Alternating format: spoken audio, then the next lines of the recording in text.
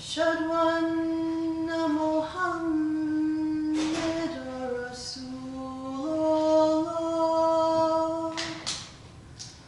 أشهد أن محمدا رسول الله حي على الصلاة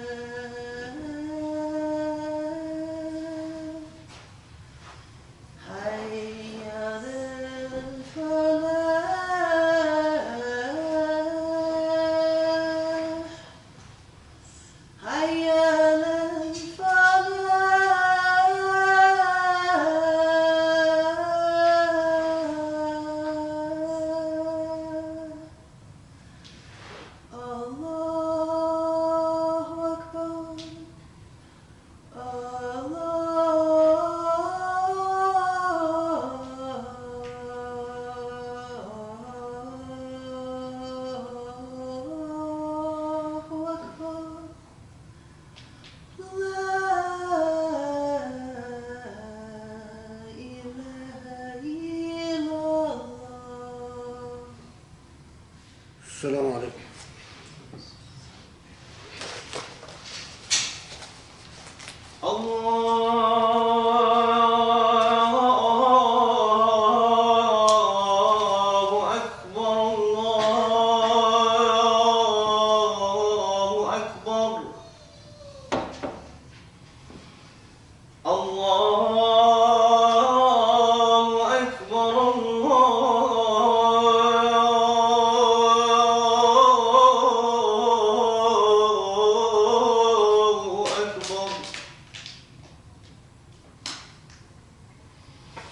أشهد أن لا إله إلا الله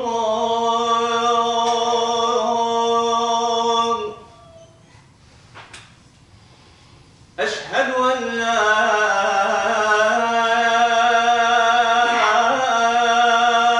إله إلا الله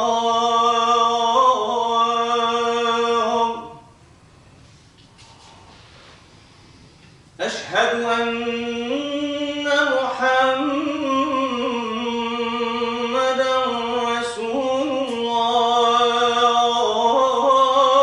الله أشهد أن محمدا رسول الله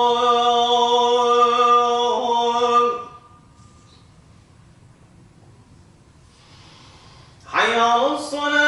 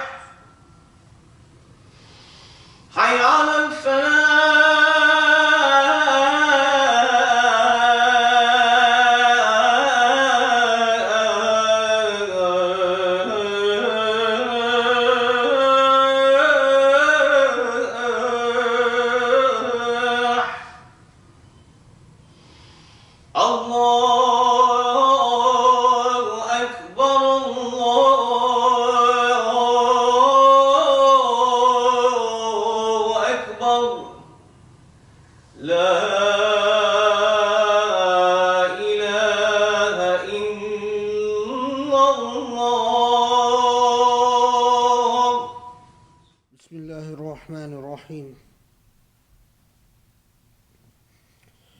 الحمد لله رب العالمين. نشهد أن لا إله إلا الله وحده لا شريك له، ونشهد أن محمدًا رسول الله. سبحان الله، سبحان الله، نؤمن به ونستعينه ونستهديه ونستجيره ونستنصره، فإنه حقا من هدى الله فلا مضل له، ومن يضلله فلا هادي له.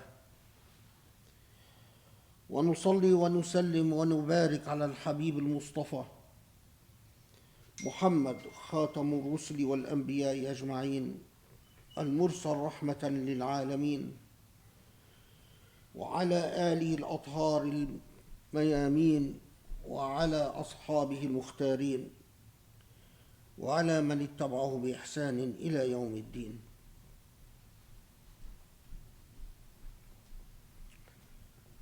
اللهم يا رب العالمين،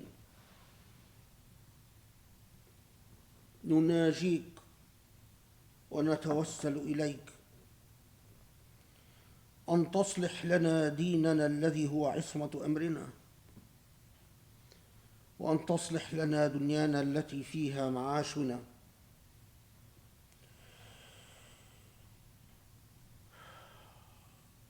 وأن تجعل الحياة زيادة لنا في كل خير، وأن تجعل الممات راحة لنا من كل شر. لا إله إلا أنت وحدك لا شريك لك.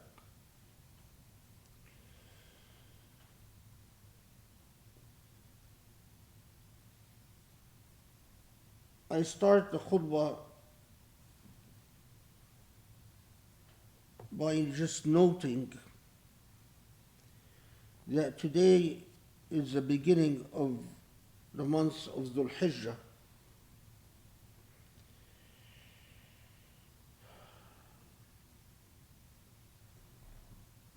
Dhul Hijjah is the 12th month of the year in the Islamic calendar.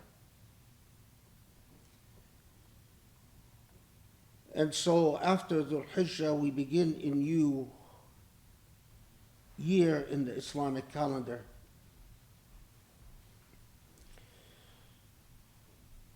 And at the end of the first 10 days of Dhul Hijjah begins Al-Eid al-Akbar, or Eid al-Udhiyah.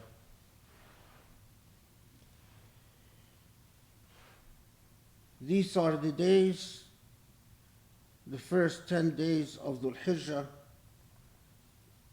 is where Hajj is wrapping up, because on the 9th day of Dhul Hijjah is al-Wuquf bi-Arafah, and then the 10th day is the beginning of the Eid al-Adha.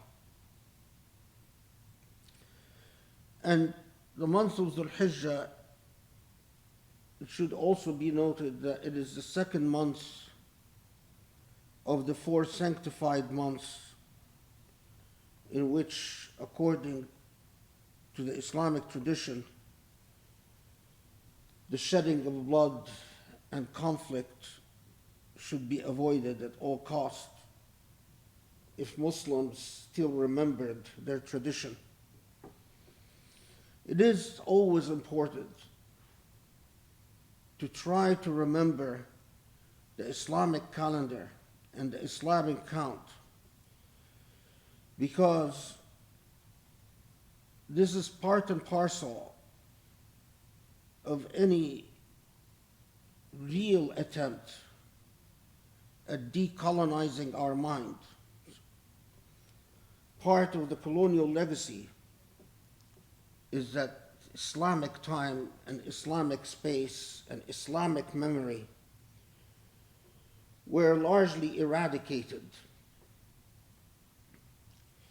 And even the sense of pride and investiture in the Islamic tradition Islamic meaning, Islamic space, Islamic time were all thoroughly compromised.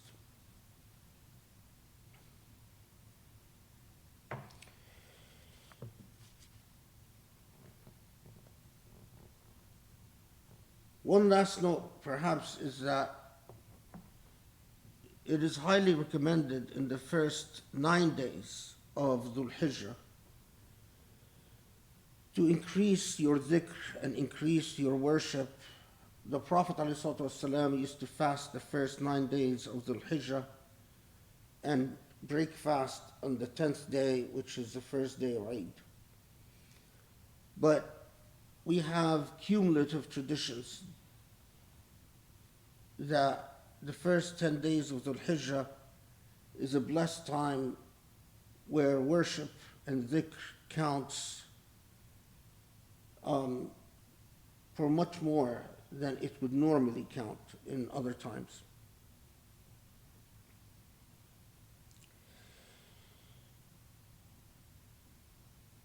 Interestingly,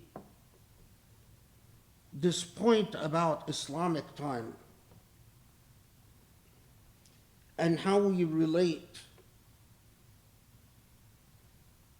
to whether the way that Islam, the Islamic tradition, claimed time or claimed space or claimed meaning, it is all part and parcel of any understanding of the way that a tradition claims values. When we are alienated from all the components that create our sense of Islamic meaning, in effect, Islamic values become more of a theoretical construct than a lived reality.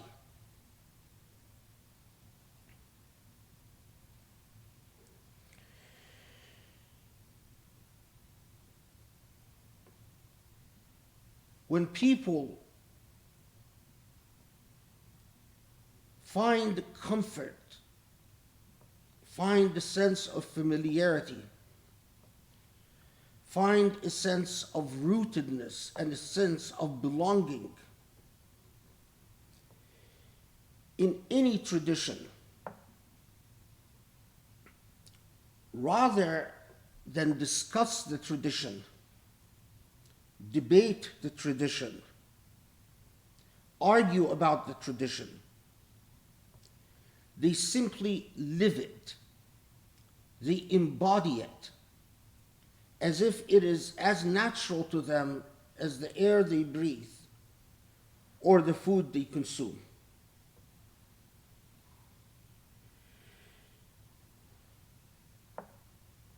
The fact that so many Muslims in the West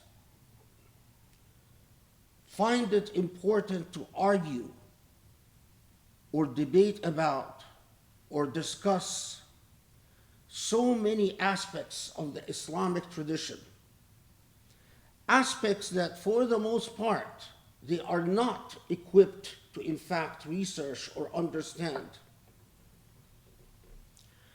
And they in fact do not have either the time nor the training to really say anything that is meaningful.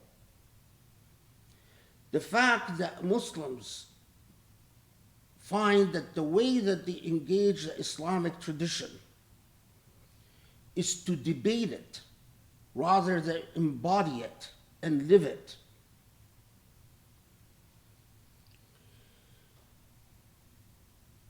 is a powerful indication of the extent to which we have become alienated from our own Islamic tradition.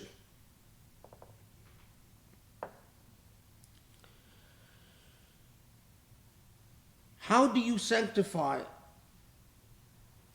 the sanctified month Well, if you were raised with the idea that, or raised with the natural inclination that you go out of your way in 4 months during the year, and especially in the months of Dhul Hijjah, not to raise your voice, for instance,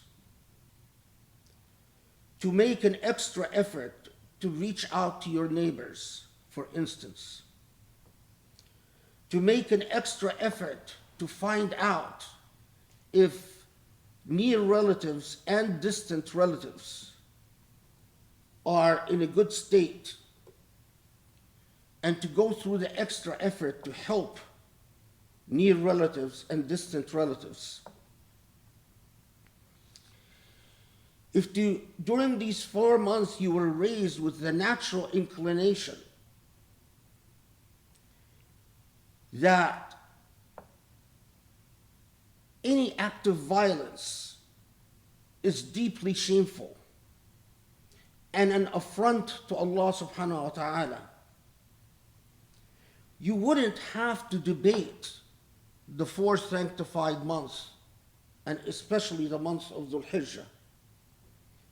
It will come to you naturally. It would be a part of your very psyche, part of your very DNA.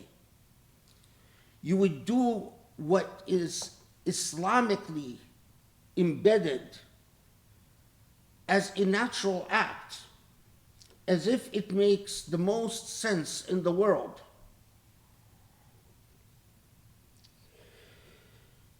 But the fact that we have reached a point in our history where we have to remind ourselves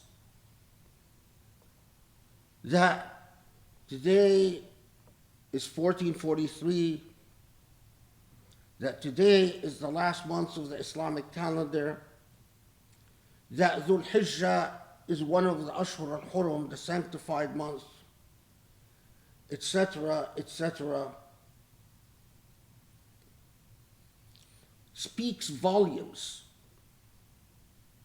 as to how far we've drifted from our own tradition, and speaks volumes as to the extent to which our minds have been shaped, formed, and oriented by influences other than the Islamic tradition.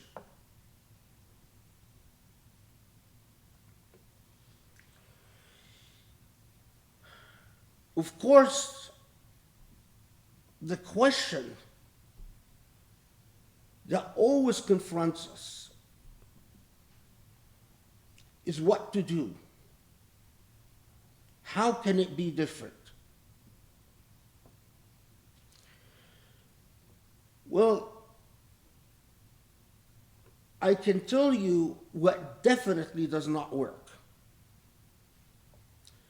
What definitely does not work is, for instance, for Muslims to jump on social media and start spewing out and pontificating upon the qira'at, the variant readings in the Quran.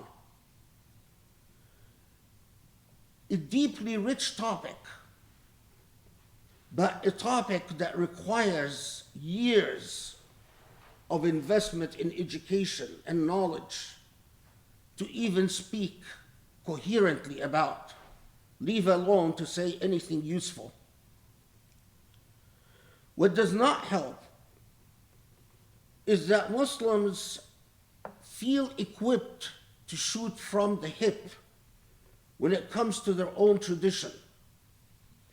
What does not help is that we do not respect our own tradition sufficiently to say, before I say anything, I must make sure that in fact what I say is qualified.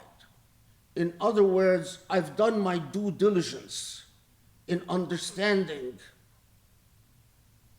and mastering all I need to understand and master before I spew out opinions about my own tradition. That's an example of what does not work. Interestingly enough, in reflecting upon what does work,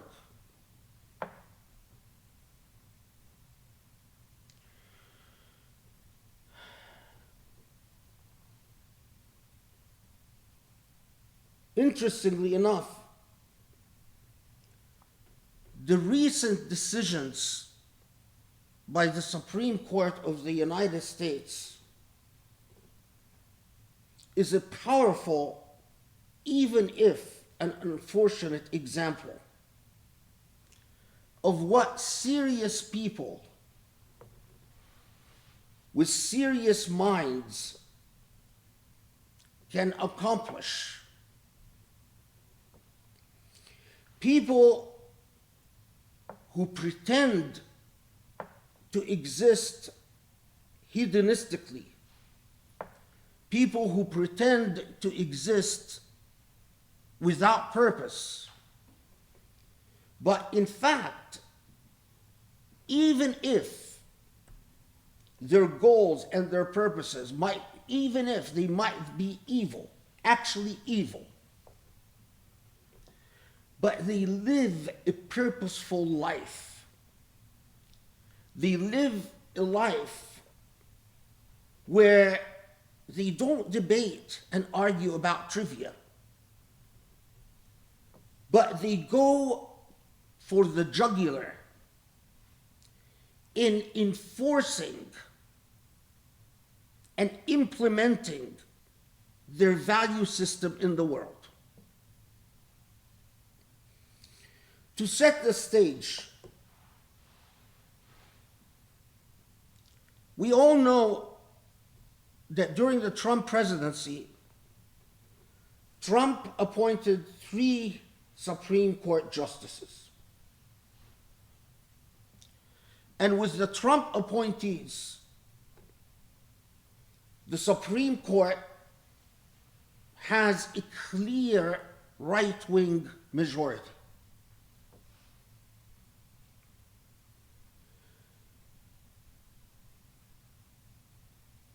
The right-wing majority in the Supreme Court is 6-3. 6 justices that are clearly right-wingers, neocons, and in the recent ongoing term of the Supreme Court, we've had a number of decisions that are extremely significant. As I hope all of you know by now, the Supreme Court reversed its decision in Roe versus Wade and held that substantive due process, that the doctrine of substantive due process does not guarantee, constitutionally guarantee, the right to an abortion for women. The Supreme Court didn't say that abortions are illegal, but the Supreme Court said that there is no constitutional right to an abortion, which means that now state legislatures across the country can pass whatever laws they deem fit, either regulating abortion or outlawing abortions altogether.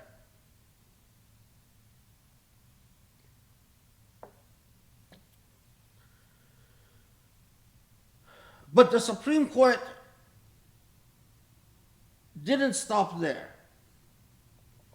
In a very significant decision, the Supreme Court nearly took the opposite stand when it came to gun control laws. And there, it said that the letter of the Constitution guarantees the right to bear arms, and therefore a New York law that attempted to impose restrictions on the owning and handling of a firearm, that such a law was unconstitutional. Furthermore, while the Supreme Court hasn't reversed yet its precedent requiring Miranda warnings, something that not only the United States has become famous for. You have the right to remain silent. If you say anything, it may and will be used against you in a court of law. You have a right to an attorney. If you can't afford an attorney, one will be appointed to you.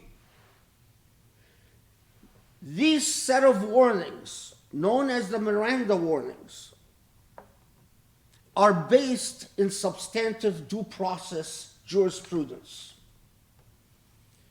The Supreme Court hasn't reversed that yet. But the Supreme Court, in another radical decision, held that if the police fail to give you your Miranda warnings, you can't sue them. You can't tell them, sue them because they violated your constitutional rights. Theoretically, then, if the government, if police force failed to give you your Miranda warnings, we're not sure what the consequences of that would be. Is it just that charges against you might be dismissed? Or is that in itself now at risk?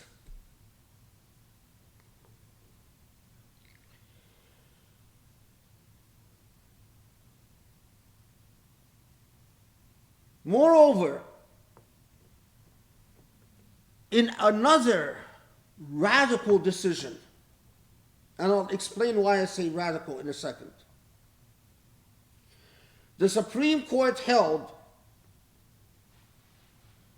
that religious schools have a right, under certain circumstances, to demand and receive state funding.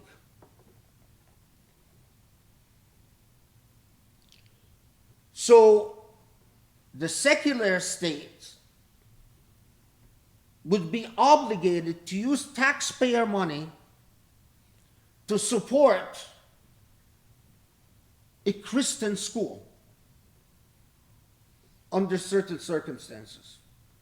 And it might, we're not sure yet what the circumstances are and how expansive is that ruling. Does it abolish decades upon decades of precedent that said taxpayers' money cannot be used to support religious schools because of the separation between church and state? Yet in another decision, the same Supreme Court held that a coach in a public school has a right to lead prayers in school in the middle of a football field joined by the players, i.e., his students.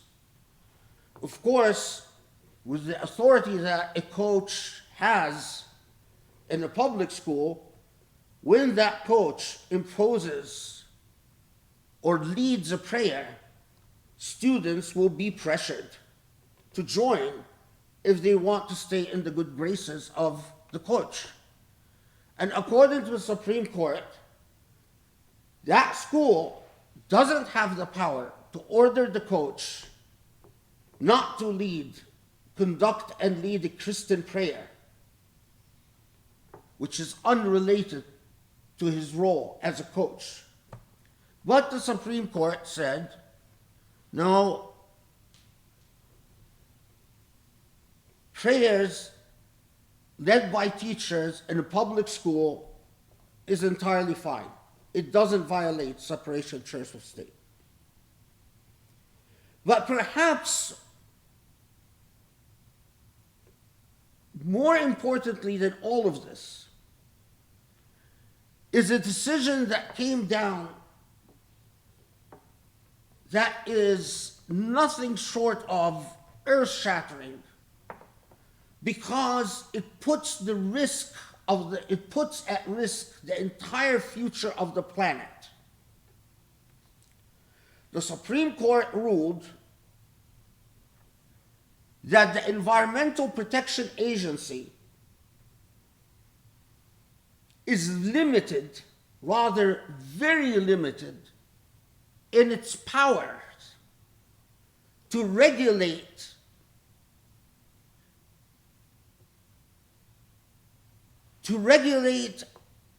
emissions in states.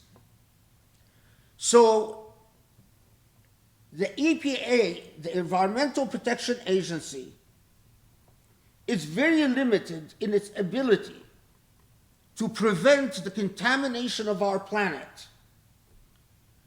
and to limit the destruction of the environment of our planet.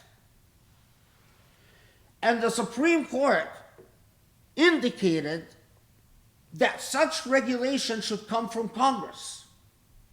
Well, if you know anything about environmental law, the regulatory work of an agency like the Environmental Protection Agency cannot be done by Congress. Congress is not equipped to regulate.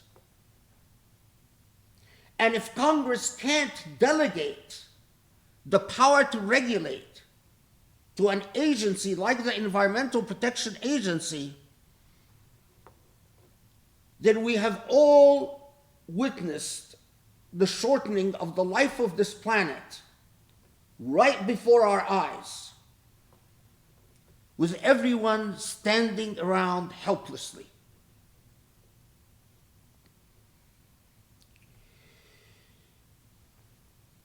Now, it is critical to remember that in all of these decisions by this Supreme Court, the Supreme Court went against established precedent in every single ruling. Precedent that has been the law of this land for decades. And the reasoning of the Supreme Court in each one of these decisions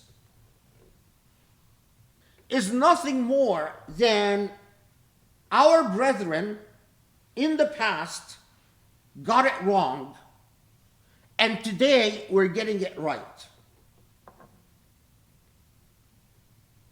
This is why it is accurate to describe what is going on as nothing short of illegal revolution. Decades of legal precedent is reversed in an instant, is abandoned. The irony is this is the same Supreme Court that used to mock in a typically Orientalist colonialist discourse. This is the same Supreme Court that used to mock Islamic law for what it used to call Qadi justice. According to this Supreme Court, Qadi justice meant whimsical justice, where a Muslim would sit under a palm tree and adjudicate cases on the basis of nothing other than ideology. But today, this Supreme Court, that has for decades had dicta and jargon that said, if we were an institution of Qadi justice, we would do whatever we wish, but we are an institution of law. Well, today, the 6 justices, and particularly 5 of them, that have consistently reversed American jurisprudence on so many fronts, have done so with nothing more than our predecessors got it wrong. And we today are getting it right.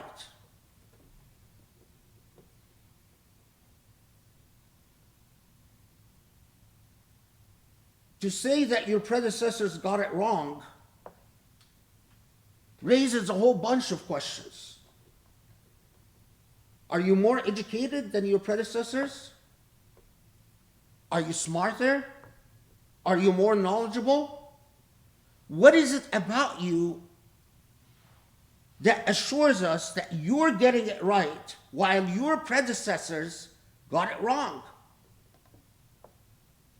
Well, the answer is, it is because it is. We have the power to reverse legal precedent, so we're reversing legal precedent. Now, as a Muslim, you might be sitting there and say, so what? I don't like abortion anyway. I don't support abortion. As a Muslim, I don't plan to own a gun. You know, if Earth is going to end and the planet is going to die, maybe the hereafter will come and it'll be over. Sort of like the Protestant fundamentalists who can't wait till the end of times. But if that is your attitude, you miss the point. You have to understand that as a Muslim, you are a minority in this country.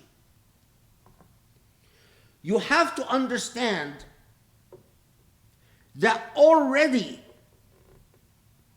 there are lawsuits filed every year against school boards, against numerous schools, public and private, because there are people who think schools are not sufficiently negative about Islam. Every year, schools try to have a chapter about Islam. And there are parents who don't want their children to learn about Islam, or don't want their children to learn anything that is remotely positive about Islam. So they sue and demand that schools not teach something that is fair or remotely balanced about Islam. Every year, there are tons of lawsuits that attempt to block Muslim cemeteries, Muslim mosques, Muslim schools. But most of all, every year there is a flood of Islamophobic discourse that teaches your children to be embarrassed about being a Muslim. Instead of being proud and say, yeah, I'm Muslim, so what? They'd rather not mention it. They'd rather not talk about it. They'd rather not dwell upon it. We are a minority. And the thing about minorities is minorities are at the mercy of majorities. Minorities are vulnerable because majorities can do to minorities whatever they wish. So what do minorities need to protect themselves from majorities? They need rights. You're not going to be able to go to the democratic process and convince a majority not to persecute you. Because if the majority is indoctrinated by Islamophobia, there is no way you're going to be able to reason with them. That is precisely why minorities celebrate rights. So that if I am persecuted, if my child is persecuted, I can go to court and say, my rights have been violated. But the problem with this Supreme Court, including its reversal of Roe versus Wade, the issue is not abortion, or just guns, or just prayer in schools. Remember that this is the same Supreme Court that upheld the Muslim ban. The issue is when the majority escalates its targeting of Muslims and ramps up its persecution against Muslims with the precedent that this Supreme Court is creating, you will have nothing to turn to. You will have nowhere to go. The law will be against you because the rights that might have been guaranteed to you through the doctrines of substantive due process have been eroded by the court.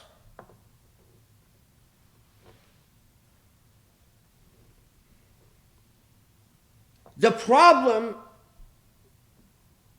is that when you get a court that doesn't respect the rule of law, meaning it doesn't respect precedent, and it thinks just because my value system is different, I can reverse whatever the law is and just cancel it out. And my attitude, the attitude of these justices, is that this is a Christian state and a Judeo-Christian civilization. And you Muslims have no place in a Christian state and in a Judeo-Christian civilization.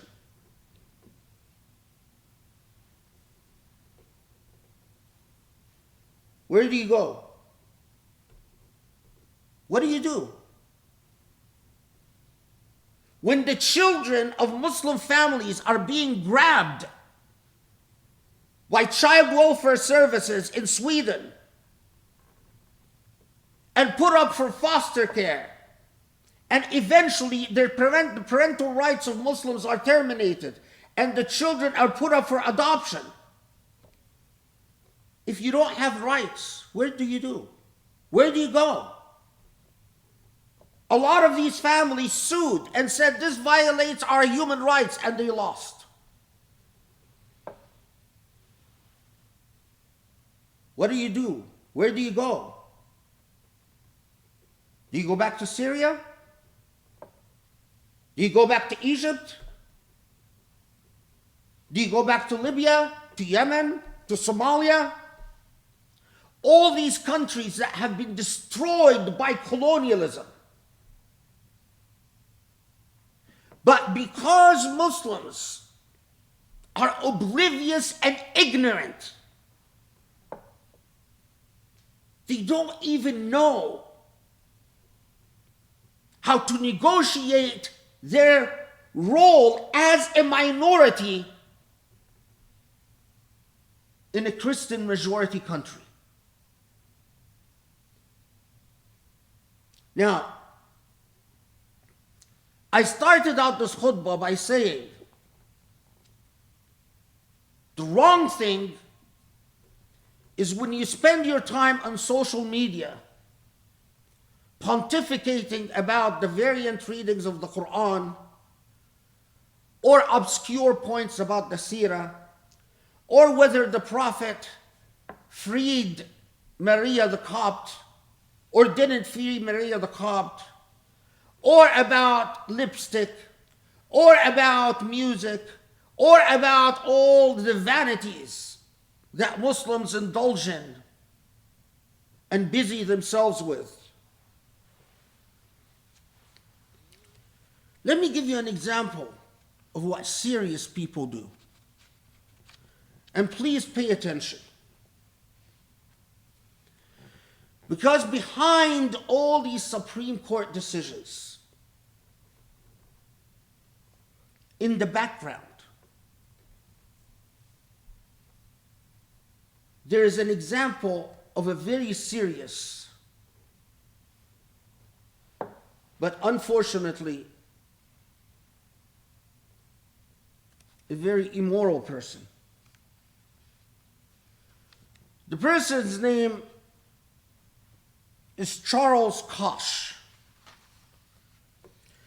Charles Koch is considered the father of the coal industry and the father of so much of the energy industry in this country.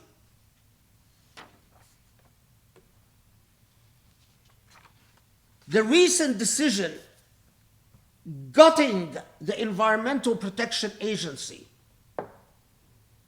and even the recent decision reversing Roe versus Wade, the entire legal thrust of gutting the substantive due process provisions in the US Constitution, and the entire thrust of saying to minorities, and you Muslims are a minority, you have less rights, you have less protections.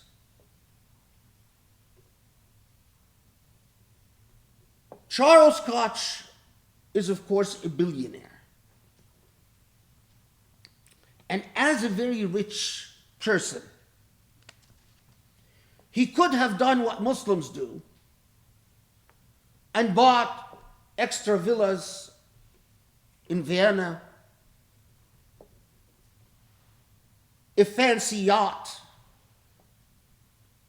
an exotic villa in France. No, but Charles Koch quietly did the following. He created an organization called Americans for Prosperity. And Americans for Prosperity conducted extraordinary campaigns to put all the 3 judges that Trump appointed to the Supreme Court, to put these 3 judges on the Supreme Court. Charles Koch, to support Kavanaugh's nomination, reached out to 1.2 million Americans through mail, phone calls, and even knocking on doors. They pushed hard for Justice Barrett, and Justice Barrett's father worked for Shell and American Petroleum Institute. The same organization funded by Charles Koch campaigned aggressively for Justice Gorsuch, whose mother led the Environment Protection Agency during the Reagan era and did a horrible job. Her tenure was disaster. Charles Koch knew that to have influence in the US, to get your way, you need to spend money on the right things. So he helped fund the Cato Institute. He helped fund the Competitive Enterprise Institute. He helped fund the New Civil Liberties Alliance and helped fund Landmark Legal Foundation, as well as Americans for Prosperity. He poured millions of dollars into these organizations.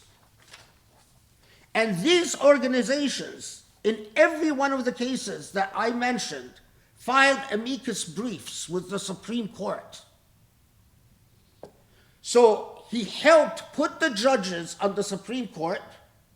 He helped organizations that argued the law before the Supreme Court. And through something called the American Legislative Exchange Council, as they pushed to gut the Environmental Protection Agency, at the same time, they pushed to reverse Roe versus Wade. The American Legislative Exchange Council, what they did is they drafted model anti-abortion laws and gave them to states for ready-made adoption. Now, this money by Charles Koch went to create think tanks, funded people who graduated from the top schools in the country, gave them jobs to do nothing but research and write and argue and dominate the space of discourse. Charles Koch funded numerous lawyers that graduated from the top law schools to go work for these institutes, who in turn helped Trump vision of law, helped get these justices on the Supreme Court, and helped the push for the legal doctrines that they wanted.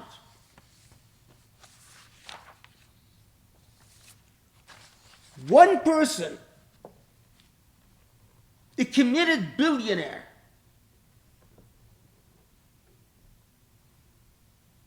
instead of spending money on more pleasure for himself and his family, as Muslims do, while he let Muslims sit there say Allahu Akbar all the time, and Subhanallah, and adopt all the pietistic pretenses that they want, he quietly, but effectively and intelligently stage a complete coup that affects all of our lives.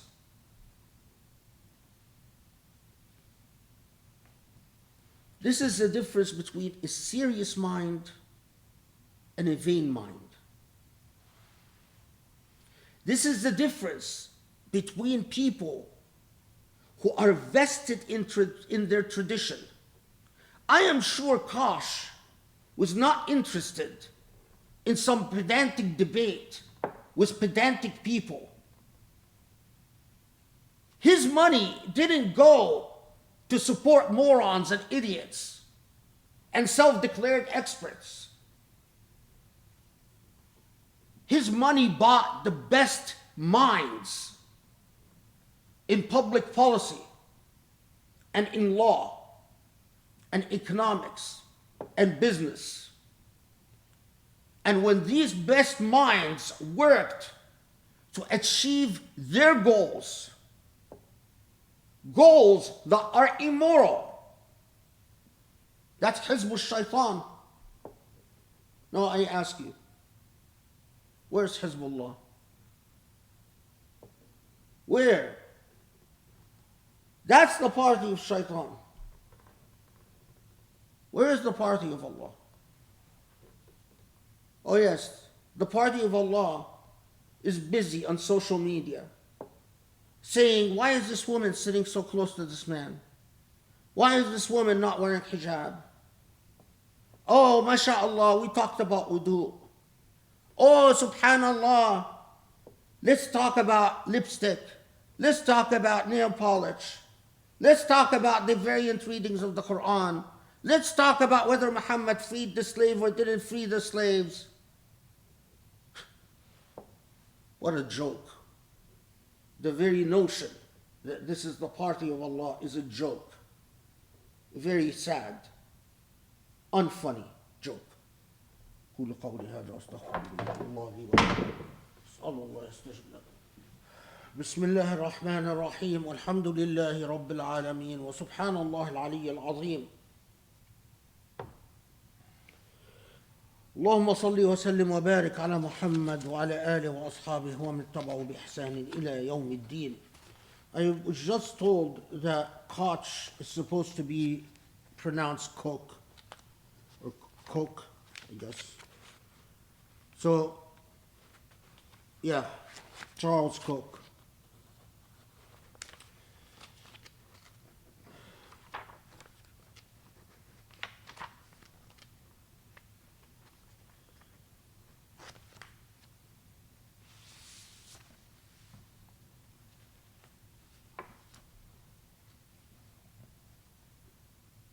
Recently,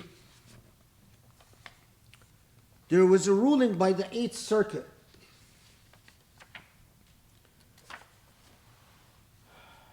that is extremely troubling. The Eighth Circuit ruled that a state can outlaw and punish people who support divestment against Israel. According to the Eighth Circuit,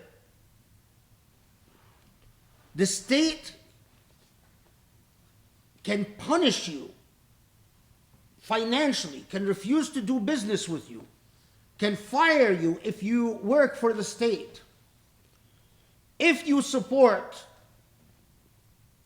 boycotting Israel.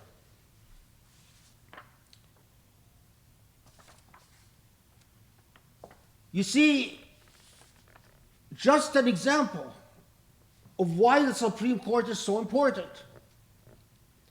Because that ruling by the Eighth Circuit is going to be appealed to the Supreme Court. And assuming that the Supreme Court grants cert, it is nearly guaranteed that the Supreme Court is going to affirm the Eighth Circuit. And you have just lost a critical right. The right to even say to people, don't do business with the apartheid state of Israel. If you work for the state You could even lose your job, and that would be perfectly legal. The short-sighted and intelligence-challenged Muslims who supported Trump, or who support Trump, or who say things like, oh, Trump is not really anti-Muslim, he just pretends to be. Did you think of just one repercussion of someone like Trump appointing 3 justices in the Supreme Court that forever, for a long time to come, will make this country more Christian and less hospitable to you as a Muslim? Less hospitable to the very concept of rights and pluralism, things that you as a minority desperately need.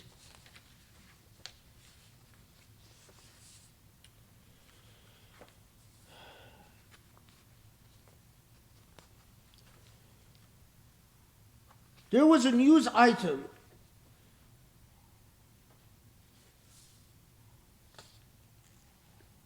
that I read, and I prayed to Allah that this is false and it has no basis in reality.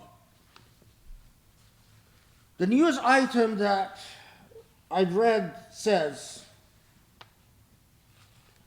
that it has been leaked that the Saudi Crown Prince is pursuing plans to grant Israelis property rights in Mecca and Medina. And according to this news item,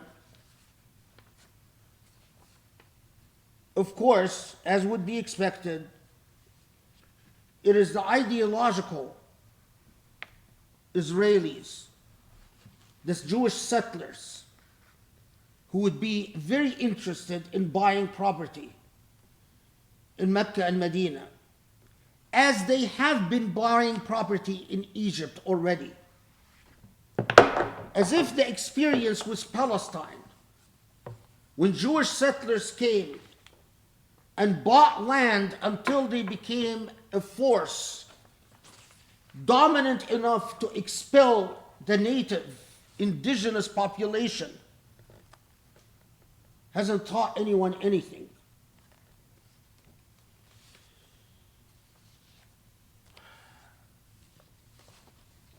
Peace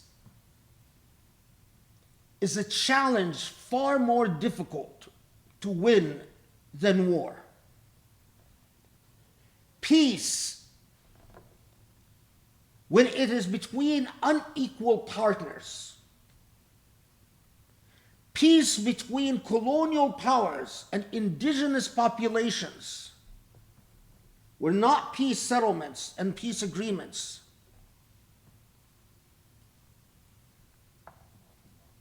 They were effectively agreements where the indigenous population surrendered its fate to the dominant colonial power.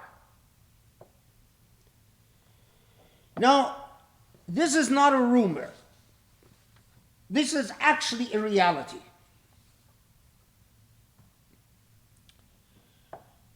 As the Supreme Court is radically changing the landscape of our lives,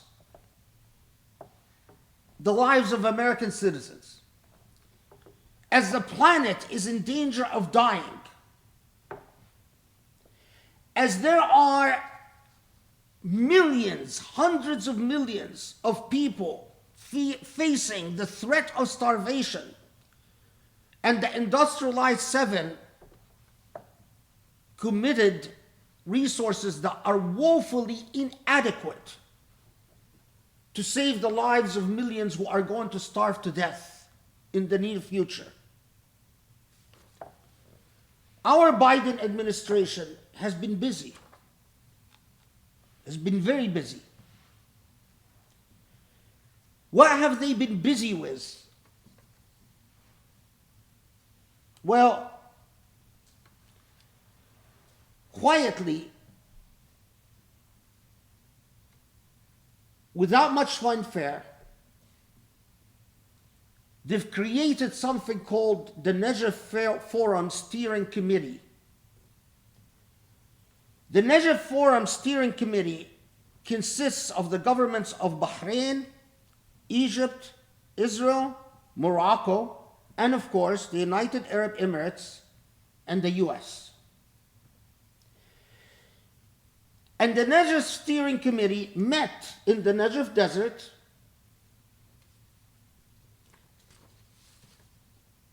to discuss joint efforts between Egypt, Bahrain, Morocco, the United Arab Emirates, and Israel and the United States to cooperate and work together on the following issues. And they created working groups on all these issues: clean energy, education and coexistence, food and water security, health, regional security, and tourism. Who is the president of the Negev Forum? Israel. Where is the next meeting for the Negev Forum? It's going to be held in Israel.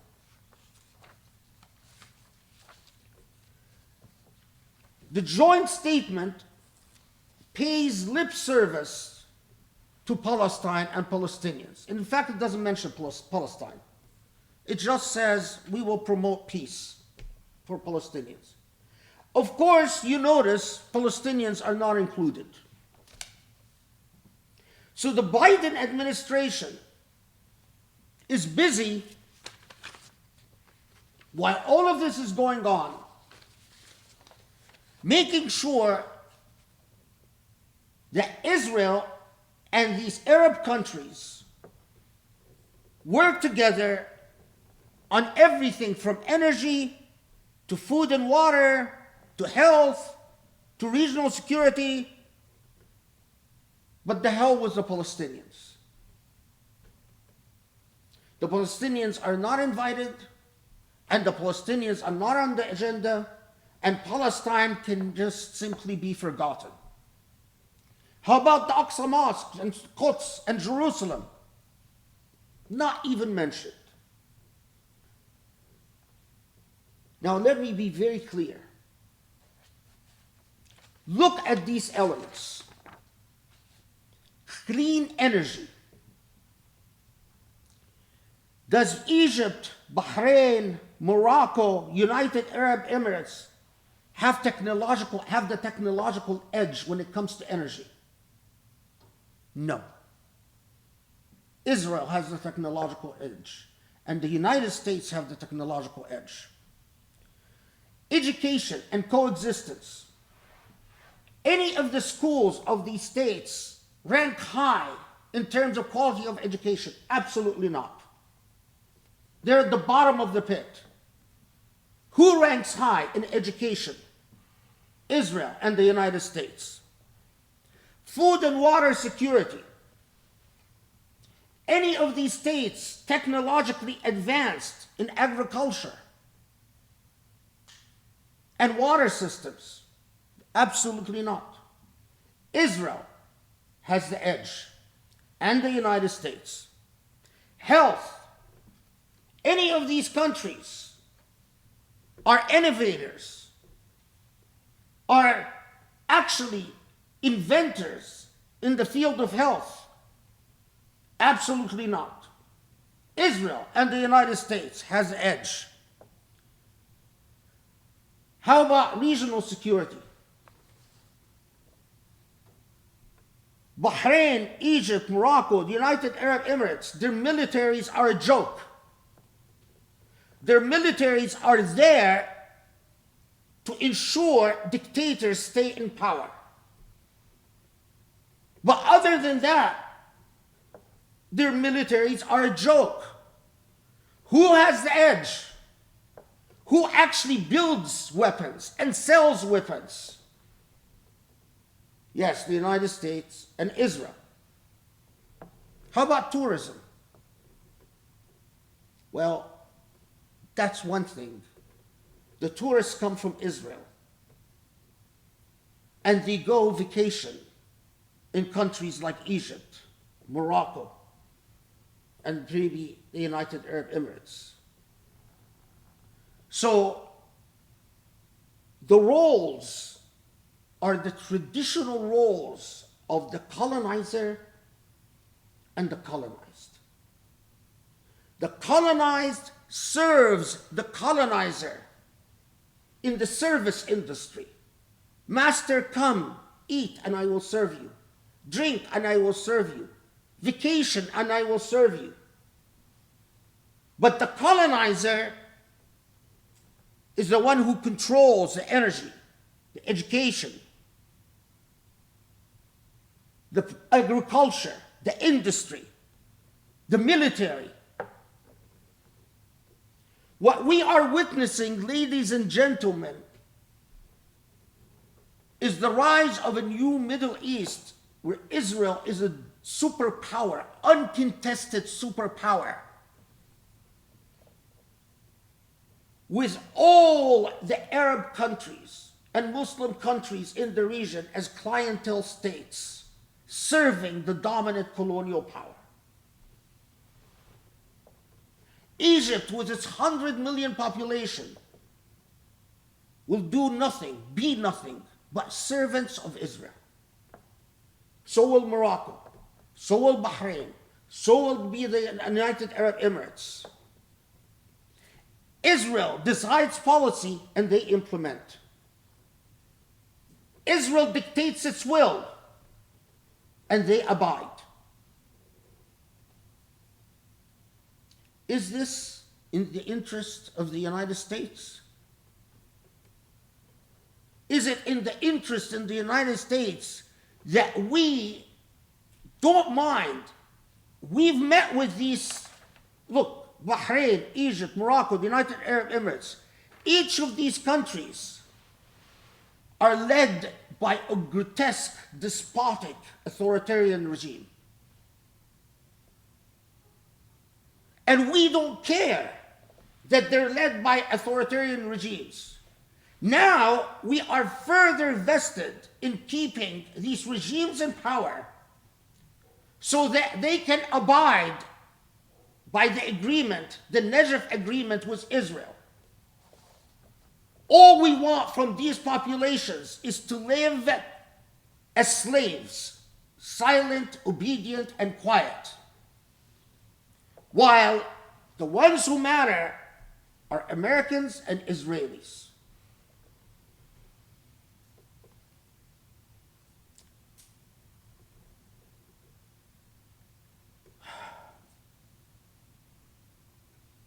And Palestinians, natural politics, they're already dead, living dead. The same logic that made Britain decide that it is Al Saud who will control the Hijaz and dominate over Mecca and Medina, and Muslims have nothing to say about it. We have been locked in this paradigm since the age of colonialism. We are dictated to, but we never matter. I submit to you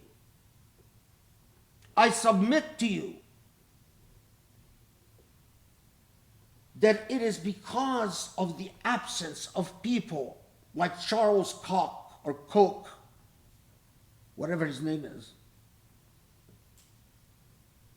They're billionaire Muslims, but they don't invest in intelligence. They don't invest in education. They don't invest in actually policies that helps and serves Muslims around the world. while everyone else pursues what is in their best interest, or what they think is in their best interest, aggressively, quietly, without much fanfare. We so badly need the intelligent Muslim, the thinking Muslim, the aware Muslim. أقول قولي هذا وأستغفر الله لي ولكم أسأل الله يستجب لكم اللهم اعف عنا اللهم اغفر لنا اللهم اهدنا لأقرب من هذا رشدا يا علي يا عظيم. Allah forgive our sins. Allah guide us to the straight path. Help us to be real Muslims, true Muslims, to rise to the challenge of being your vicegerents on this earth. Ya Ali Ya Azim wa aqim as-salah. صلي وسلم وبارك على محمد وعلى آله وأصحابه وعلى من اتبعه بإحسان إلى يوم الدين.